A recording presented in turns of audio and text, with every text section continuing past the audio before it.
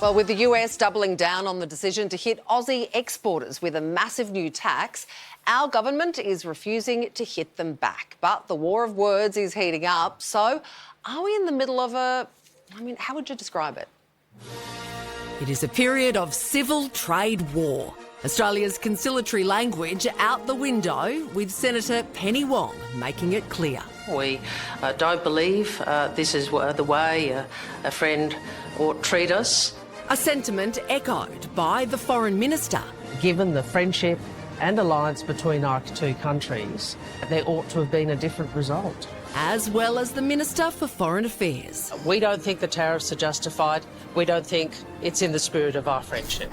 But there's not much friendship on display from the Trump team. President Trump is playing for the strength of America, and we're not going to stand for China dumping, Japan dumping. Australia does a lot of aluminum at below cost. It just shows that the Prime Minister doesn't have the gravitas or the ability to deal with the big issues. He had a choice yesterday of backing in the Trump administration in this decision or backing Australia. He chose to not back Australia. But despite the angry rhetoric, Australia still refuses to introduce retaliatory tariffs, saying that doing so would push prices up here at home. Instead, the PM is pushing citizens to spend patriotically. I would urge Australians, if they're in a local shop, to look to buy Australian. That message not quite as hard as the one coming from America's upstairs neighbour, which is going full retaliation. That the government of Canada will be imposing reciprocal tariffs. We will not back down. And my government will keep our tariffs on until the Americans show us respect. It's not just Canada hitting back. China and the European Union have also slapped the US with retaliatory tariffs. We are responding with countermeasures worth 26 billion euros. It's a trap! The trade war is already taking its toll on the most vulnerable people in society, Trump's billionaire buddies. 5 of them have lost about $200 billion since attending his inauguration, the same figure that's been wiped off the ASX in the past month. As analysts warn of a possible recession, there are hints that Trump may back down from further tariffs. It's a fact that he's changing his mind every single day. It's a negotiation, my friend. Right, so he doesn't mean it. So it's all part of a negotiation. And it's causing havoc to the stock markets. It's not causing havoc. Well, it is. They are tumbling. Stop. Stop. I'm allowed. So will Australia's non-aggressive approach shield us from the worst of it? Or is no one safe from the trade war possibly about to engulf the world economy? I have a very bad feeling about this. We all do. One American product we would never dream of slapping a tariff on is Steve Clemons. Steve, it's not looking good. I mean, the stock market is in free fall. Trump's billionaire mates are losing big time. Are these the kind of things that will finally force the president to back down? It's very hard to imagine anything forcing Donald Trump to step down on tariffs. He loves tariffs. He says tariff is the most beautiful word in the English language. He knows what he's doing. He's disrupting the system. He's getting his name out in the press every day all over the world. And he's shaking up the system, and he's making people capitulate and beg and be obsequious to him. And this is making him feel really good. Except he's not achieving all that, because you see what Canada's response is, you see the EU's response, you see China's response. We could be on the verge of an escalation here that becomes a serious global trade war. So all the things you mentioned there are kind of short term, but what's the end goal of what Trump's doing here? Well, there was a newscaster today said it's very unclear what the end goal is. Howard Lutnick, the Secretary of Commerce, who was in your clip just now, said the goal with Canada and Mexico is all about fentanyl.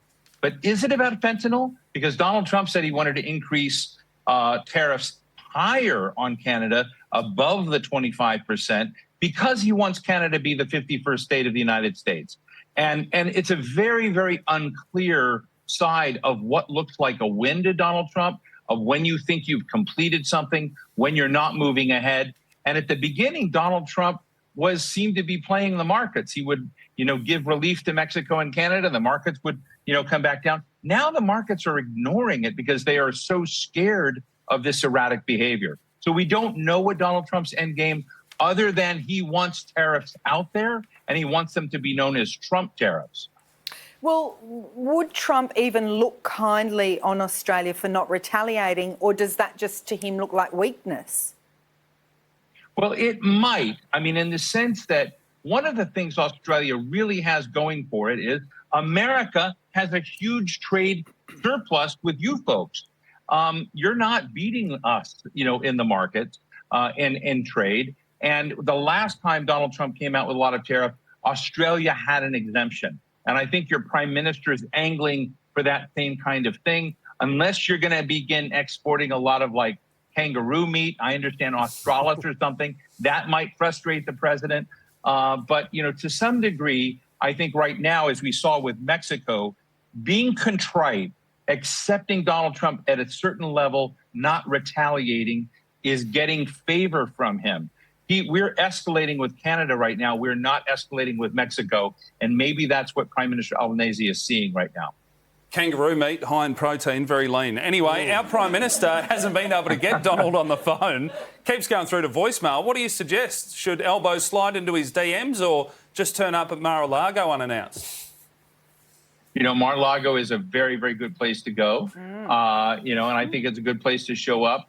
But look, I think the other thing that happened is, get on Fox News, get on these other places and just, thank Donald Trump. I think Howard Lutnick was saying today, the Secretary of Commerce, all Donald Trump is waiting for is a thank you from Australia for all that America has done for it, and that will solve things. Look, we're living in a weird time, and I want to be serious about this. We're living in a weird time. The markets are shaken. Anxiety is high among Americans. I think it's high around many of our trading partners around the world. And that goes for national security as well as economics. And so I think when you're in that level, I think what we have had 100 years of mateship with Australia that Donald Trump needs to be reminded of. And so I think, to a certain degree, to be serious, Donald Trump needs to come around to Australia because of the vital role it has played in the American story already. No matter what happens, we'll always be your friend, Steve Clemons. Thank you, and I will be yours too. Now, hey, where's our bloody national pride? Albo gave us a sniff yesterday of what we need to do to fight back against these, frankly, rude tariffs. Do you feel that there is anything that can be done beyond diplomacy, or do we just have to rely on words? One of the things that we can do is to buy Australian. Australians can have an impact by buying Australian good. You buy Bundy soft drinks rather than some of the American products. Buy Australian. Buy Australian over American, you say? What a great idea. From now on, instead of KFC or Wendy's, we eat at Red Rooster, if we can find one. Possibly also Chicken Treat. Personally, I'll be sticking to a roast chook bachelor's handbag from Woolies, thank you very much. Instead of listening to US musicians like Taylor Swift or Billie Eilish, don't forget, we've got Bardo and Nikki Webster. Yeah. You know what we won't be missing, America? Strawberry Kisses. Yeah. And no more Netflix or Amazon Prime. From now on, we'll be watching 10 Play. Yeah. What's that? All the episodes of A Country Practice riddled with ads, I'm in. And finally, instead of Marlboro Reds, hop down to your local Chop Chop dealer before it gets fireball. I don't even smoke, I'm just doing it for my country, and so should you. Goosebumps. Yeah, so patriotic. Now, John McLean is the CEO of Bundaberg Brewed Drinks, the man of the hour. John, this has got to be a marketing dream. How are you feeling today? I've got to say I'm a bit stoked. Who would have thought that Elbow would talk about Bundy ginger beer, a little Aussie battler up in Bundy making a drink that we're trying to take around the world. We're happy. Well, you guys also do a creaming soda and a sarsaparilla. Do you happen to do any drinks that were popular after 1975? That's a bit rough. Yeah, we do 13 different flavours. We've got some good ones. What are they? I appreciate that. That's lovely. No, they're all delicious, John. Little guava here. Thank you. You got a whole stash. Yeah, I've got them all. I'm ready to go. You should have a few. I've tried to sneak some in. Oh, yeah, we've got them here, mate. Keep going, keep going. The ginger beer is very good. Cool. So, ginger beer is great. We use that's real Bundy ginger in that. We buy ginger from our local farmers and we dehydrate it, brew it for three days, And then, we bottle it and then we send that to Australia and around the world. And we send 50% of our products overseas today. Well, John, they need to stay in Australia. Yeah, well, we're trying our best, and hopefully, Sarah, I hear you like a competitor's product, so I've made myself a drink, given you your own label, so we're going to try and convert you. Yes! Oh, goodness. John, I love that, but is it just 1 calorie per drink, like Diet Coke? Well, it's pretty close to 1 calorie. Oh, as a Queensland girl, I'm happy to drink it. Yeah, drink love up. it. And it contains your ginger. Yeah. Lovely. It does contain ginger. Yes. Hey, Yep. John, have you had a bump in sales since the PM's endorsement? Well, it's hard to tell. We went into a few supermarkets this afternoon to have a look around, and we can see that there's holes in the shelves. It's always a good thing. But as the PM said, get out and support Australia. We're looking to how we can help Australian people out and help Australian shops. If you can get out there and buy Australian, it's better than buying a foreign brand. And, we certainly hope that this does help sales. So you picked up the fact that Sarah's a big Diet Coke fan and you tried to win her over with a personalised bottle. Yes. I hate to break it to you, John, that's not going to work for everyone in Australia because that's a hell of a lot of personalised bottles. Can you sell it to us another way? What makes Bundaberg ginger beer better than a Coke? Mate, Bundaberg ginger beer is better than a Coke. We employ 250 people. We take real ingredients. We take time. We are crafting a beverage and we send it and put it in a bottle, and no one else has it in a bottle like that. Everyone else puts it in PET. Yes. Glass, that is the taste that you want to have. And then we ship it to you. I personally, I grew up with Bundy ginger beer as a young kid on the sunny coast, and it's been there for me ever since a young kid. So, it's in my blood, but it should be in Sarah's as well. It's much better than that Diet Coke stuff. I'm with you, John. Yeah. I'm with you. Look at that. You can't crush the can against your head, though. That's the... you can if you believe in yourself. That's not advisable. You can do it, but only once. John, thanks for your time, mate. Cheers, guys. I hope you have a good night. That is refreshing. Oh, it's pretty great stuff. Delicious. And bizarrely, my son, who's 15, loves that. I'm just saying Gen Alpha. They know what's up.